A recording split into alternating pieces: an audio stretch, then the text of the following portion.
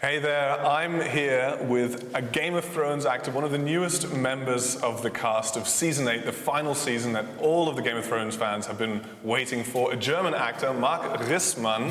How you doing, Marc? Good, man. It sounds so amazing when you actually say that. It sounds like so bizarre. Who's he talking about, actually, you know? Well, you are in Season 8, and your character, tell us about who you're playing in Season 8.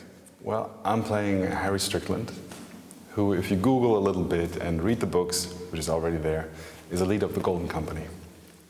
And as a leader of the Golden Company, what can you tell us about his motivation? What's the character out to do? Well, I cannot tell too much, but if you have seen Season 7, and especially the ending, so Greyjoy goes to a place to get the Golden Company, so maybe you can assume what we're about to do. Okay, things are about to happen, yeah. But maybe something different happens. You never know with this show, you know. Yeah, now I did look up Harry Strickland. As you say, he's in the 5th book, the most recent book, and here are some descriptions of the character. Oh, yeah. Homeless Harry looked little like a warrior, and he was better at hammering out contracts than hammering on foes. He had a nose for gold, but whether he had the belly for battle was another question. Now, has something gone wrong at the casting, or? No, I think they just see my inner coward. You know, basically that's me. This is just something else. Well, in all seriousness, I mean, it sounds like he's not really a warrior, whereas, you know, the way you're built, it looks to me like you could be a bit more of a warrior. Did you put on a fat suit for the occasion? Well, not really a fat suit, but you'll see. Well, we have seen you in the trailer for Season 8. Eagle-eyed Game of Thrones fans will recognize your back. Did you? Is that your back in the trailer? Well, is it? Looks similar, looks similar. Have you been recognized by anyone I don't so know far? if that's me. Okay, you can't tell us. I'm ready for you to be a little bit cryptic today. Well, let's talk about that, actually, because there's this whole sort of culture of secrecy around Game of Thrones. Yeah. When you got involved, how much secrecy was there? How much were you allowed to know? Oh, I think very little. They don't want to spoil it, and actually spoiling ruins it for the viewer. You know, you want to live through that show and see it and feel it, you know, and smell it. So they're actually doing something for you, keeping it so secret, because you actually don't want to know. You know, everybody wants to know, but you want to live through it. So, and of course, there is usual security with scripts, what you get handed at what time and everything. So, but that's standard for international productions anyway. Okay. On a high level, you know. Yeah. When did you start filming? I think we started filming then, I think end of October-ish, something like that. But you go there and you have costume fittings, they take measurements and hair test, everything, you know. And then I think the whole stretch, I think they were filming about a year, this whole season, because they want to end it with the biggest bang ever. Mm-hmm. So it's incredible. I think they have 3 units or shooting parallel. So, I mean, it's enormous, you know. And you come into there and you're like in awe, just, okay, it feels like a surreal world because there's so many extras, so many people involved, and the attention to detail is like microscopic. Like even the extras there, 500 extras, you could shoot a close-up of everyone, basically, even though they're just 200 meters somewhere in wide-angle frame. Yeah. And so, were you into Game of Thrones before? Had you watched the series? Oh yeah, I love watching it. I watched it actually from the beginning, and it's been around for such a long time, so you grow up with it a little bit, you know. And it's like these people, they age and you age, and everything changes. It would be an interesting experience just watching it again, you know. What about the books then? Had you read about your character maybe even? I did some research, like who this person was, where he comes from, and the books are quite precise, and then you see in the scripts what is there, what are similarities, what are differences. So I did a bit of research on that, and especially like this world was so properly thought through, you know, it's a functioning world. I think that's why it's actually so appealing, because there's people speak languages, the language has a logic, people can learn that language, and everything has such a detail, you know. I think that's why it's so appealing to people. And did you do anything special to prepare for the role? I mean, obviously you researched into your character. Is there anything that you had to do physically, anything you had to learn? Or? I think, yeah, I think I bumped up the physical game, because it's a physical world and it's a physical character. So feeling that was good, and the language and the writing supports you in the show. And then you were going actually just day by day or scene by scene, whatever was coming. So I knew a little bit about something, you know. What about then your accent, for instance? I mean, we hear loads of different accents on Game of Thrones.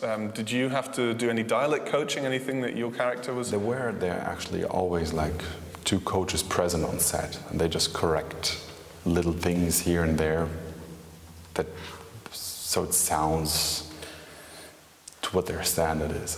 Mm-hmm.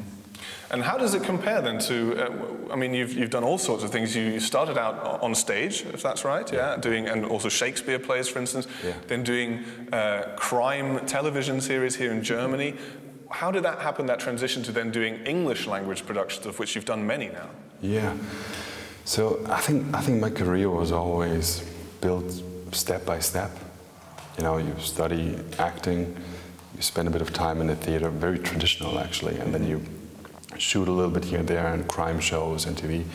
What happened was I spent a little bit more time in America, and I met a few people and I was helping friends, and then I got in touch with an agent, and since then I've been slowly building and auditioning for international productions, and then I did The Last Kingdom, and then came a show called Into the Badlands, Overlord, Revere. So it's just step by step and growing, and more. And I just finished shooting for Man in the High Castle for Amazon.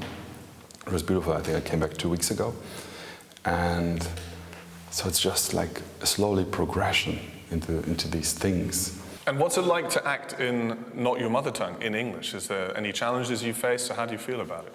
There is, I actually like it, because there is a different flow to it, you know, how emotions can flow and everything. It's a different constructed language, which helps.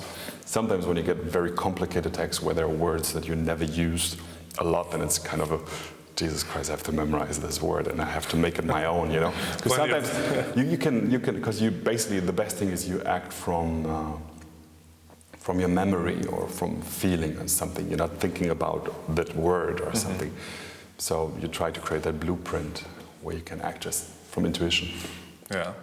Now, there aren't many German actors on Game of Thrones, but there have already been 2 others. Yes. Tom Vlashisar played Jaqen Hagar, and then we had Shay also, played by Sibel Kekili. Did you reach out to them at all? Did you have any conversations with them about the experience? Well, I met Tom actually 2 weeks ago, because they were having a kind of premiere party for Das Boot, which he just did at Sky. And so we had a long chat, because we could share that. And I could remember actually like years and years back when I was still studying acting, because he was friends with my neighbors, and he was quite often sitting down at the cafe where I lived, you know. Right. So we're having discussion, and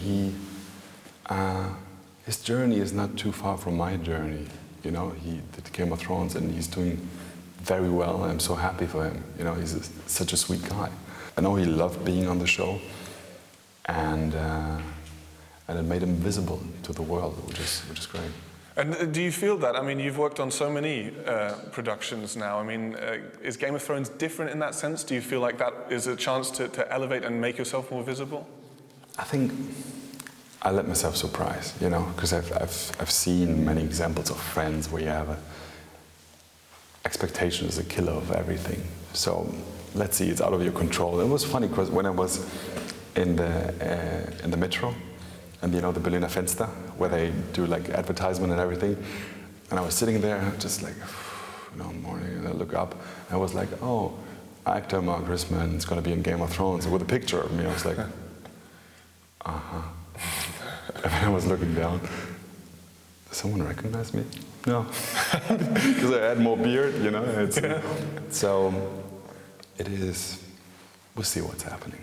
Yeah. Have you had any, I mean, whether people recognizing you, approaching you, I mean, people are now obviously aware that you have joined the show, even though it hasn't come out yet. Has there been any, have you felt that yet?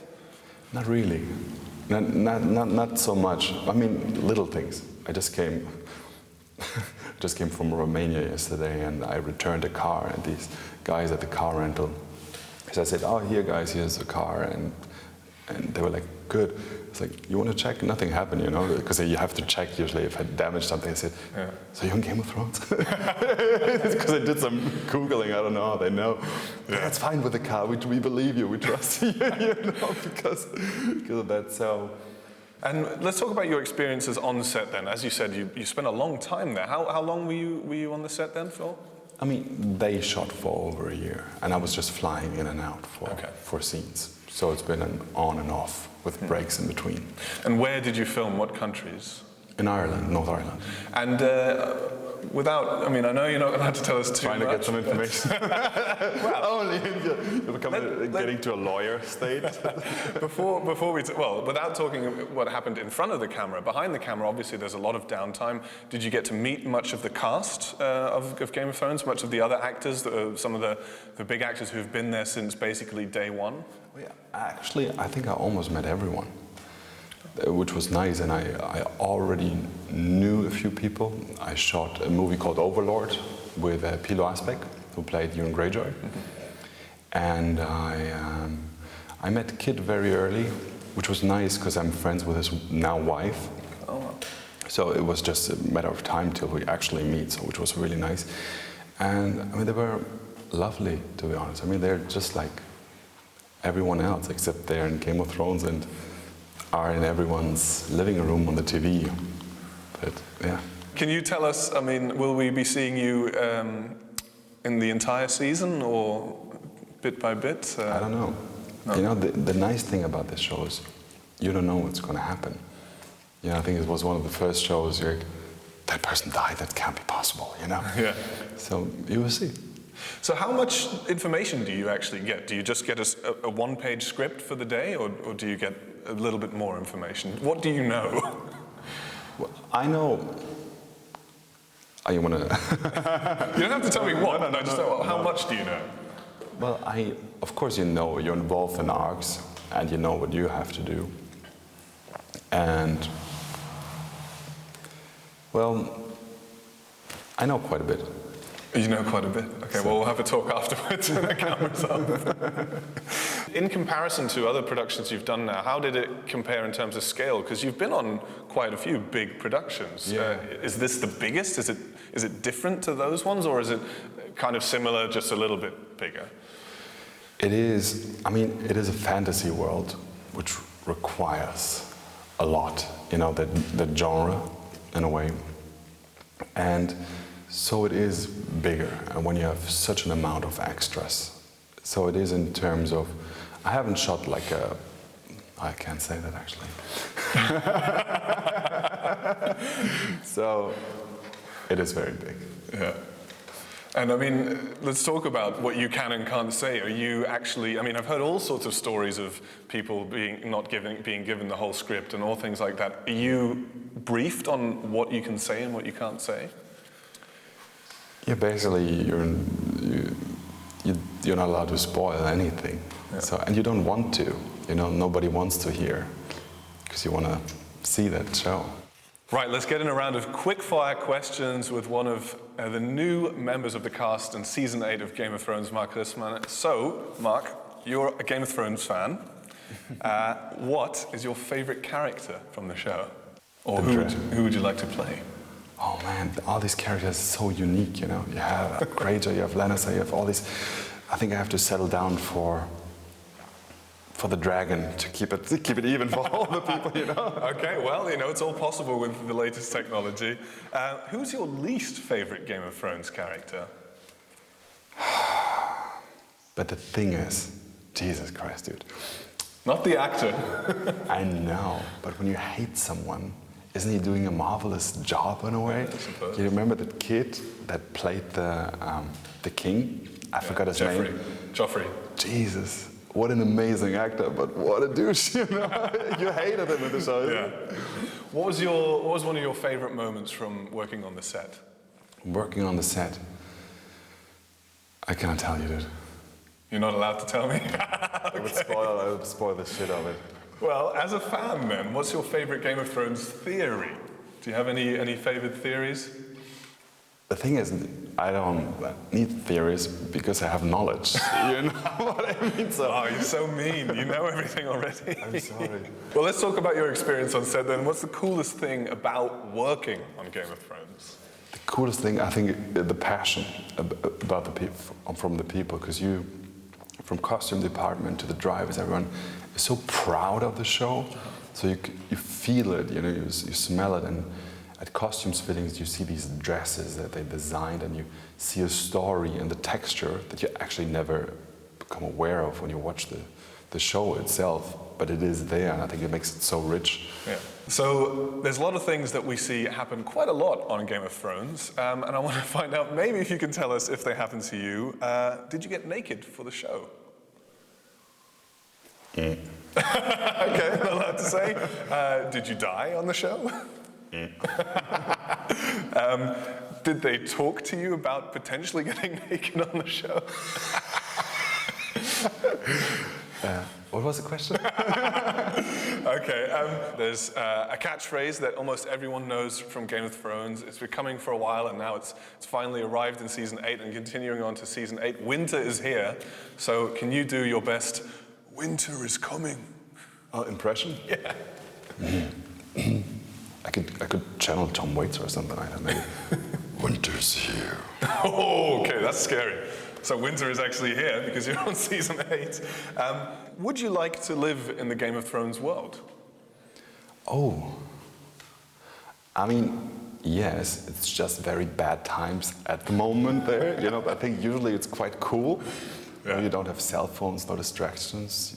It's quite a lot of fun there. Yeah. Just, you know, let them sort out all this shizzle, and maybe then afterwards, you know. What's 2 times 2? 4. How does Game of Thrones end? 5. Okay, well, thank you so much, Marc. Thanks, man. I couldn't get the end out of you. I thought I had you. I thought I had you this close. Okay, thanks so much. Thanks so much, man. Thank you.